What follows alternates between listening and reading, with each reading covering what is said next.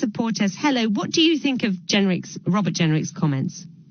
Well, frankly, this is really rather unpleasant nonsense from Jenrick.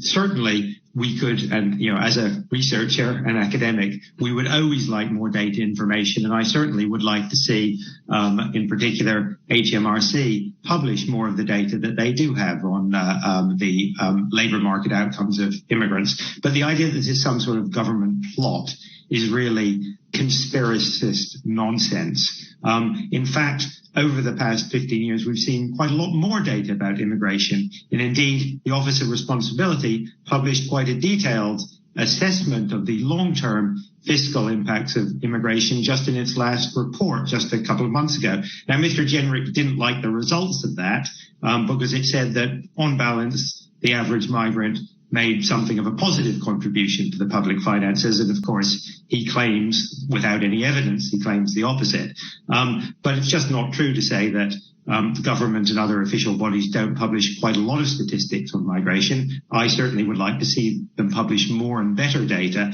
But the idea that it's some sort of conspiracy by the deep state to conceal the costs of migration is frankly irresponsible from a senior politician who, since he was immigration minister for a considerable period of time, should actually know perfectly well that this is not true.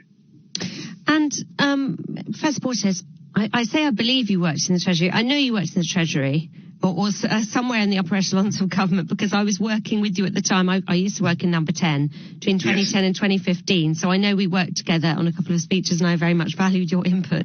Some are of the view that, let's just, for listeners who won't know this sort of argument, some take the view that the Treasury rather likes high levels of immigration because it boosts the headline figures, it boosts GDP, but others argue that it doesn't make a difference on a per capita basis, and therein lies the issue. So therefore, what do you make of this point that perhaps it's in the Treasury's interest just to sort of talk about things from a headline GDP point of view rather than on a per capita basis?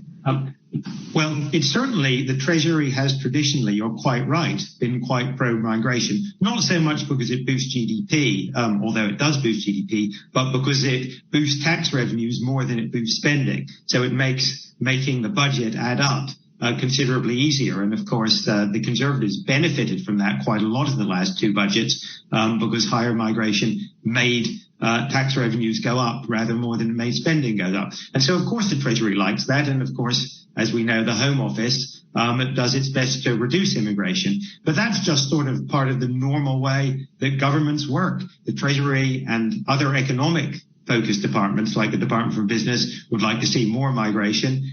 Sometimes the Department of Health wants more, would like to see loosened immigration rules for healthcare workers, for example. The Home Office, whose job is to control it, wants to reduce immigration. That's been the case for, certainly since I've been working, since I started in government in the late 1980s. So, but there's nothing particularly secret about that. That's just the way things work.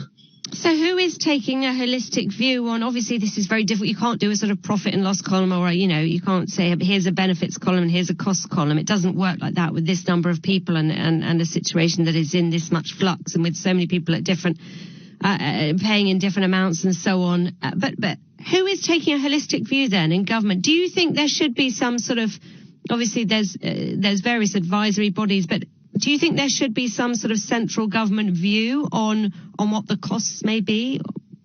Well, I certainly, so the Migration Advisory Committee is the independent body appointed by the government to advise on any issue that the government wants it to talk about, including that holistic view.